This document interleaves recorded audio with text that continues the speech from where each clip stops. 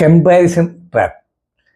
ഏറ്റവും കൂടുതൽ ആൾക്കാർ പെട്ടുപോകുന്നൊരു ട്രാപ്പാണ് കമ്പാരിസൺ ട്രാപ്പ്. വേറൊരാളെ പോലെ നമ്മൾക്ക് ആകാൻ സാധിക്കുമോ?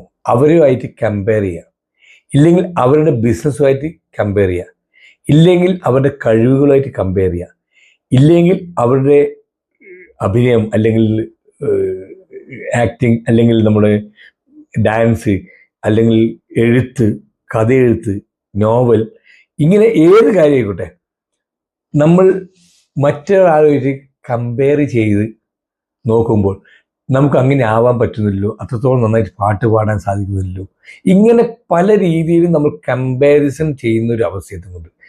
ഇത് ഏറ്റവും വലിയ അബദ്ധമാണ്. ഇങ്ങനെ ചെയ്യുന്ന സമയത്ത് നമുക്ക് ഇൻഫീരിയോറിറ്റി കോംപ്ലക്സ് എന്നൊരു സംഭവത്തേക്ക് നമുക്ക് മാറാൻ സാധ്യതയുണ്ട്. അത് ഡിപ്രഷനിലേക്ക് പോലും മാറാനുള്ള സാധ്യതയുണ്ട്. ഒരിക്കലും ആദ്യം നമ്മൾ മനസ്സിലാക്കുക, ഈ 5 പേരിൽ 5 തരത്തിലാണ്. ഒരാളെ പോലെ 7 പേരുണ്ടെന്നൊക്കെ നാട്ടുകാർ അല്ലെങ്കിൽ ആരെങ്കിലും പറയുന്നുണ്ടെന്നല്ലാതെ 7 പേരും നേരിട്ട് ഒരുമിച്ച് കൊണ്ടുവച്ചാൽ 7 പേരും 7 തരത്തിലെ ആൾക്കാർ തന്നെയായിരിക്കും.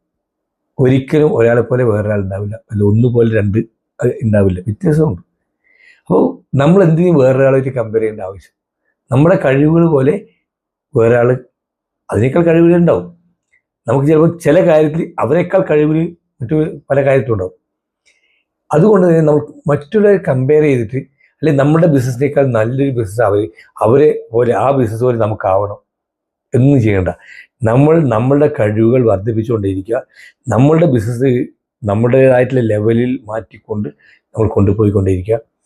ഡാൻസ് ആയിക്കോട്ടെ, പാട്ടായിക്കോട്ടെ, നമ്മുടെ രീതിയിൽ ചിന്തിക്കുക, മാറി പ്രവർത്തിക്കുക. ഇങ്ങനെയൊക്കെ ചെയ്യുന്ന സമയത്താണ് ഈ കമ്പാരിസൺ ട്രാപ്പിൽ പെടാതെ നമുക്ക് മുന്നോട്ട് പോകാൻ സാധിക്കുക. അതുകൊണ്ട് ഇന്ന് ഒറ്റൊരു കാര്യമേ ചെയ്യേണ്ട ആവശ്യമുള്ളൂ. നമ്മുടെ കഴിവുകൾ നമ്മുടേതായിട്ട് രീതിയിൽ, നമ്മുടേതായിട്ട് ശൈലിയിൽ തന്നെ അവതരിപ്പിക്കുകയും പെരുമാറുകയും വർദ്ധിപ്പിക്കുകയും ഇംപ്ലിമെൻ്റ് ചെയ്യുകയും ഒക്കെ ചെയ്യാൻ ശ്രമിക്കുക മാത്രം ചെയ്യുക. അപ്പോൾ നമുക്ക് ഒരു വിഷമവും നമുക്ക് തോന്നില്ല. എല്ലാവർക്കും ഒരു ശുഭദിനം നേരുന്നു.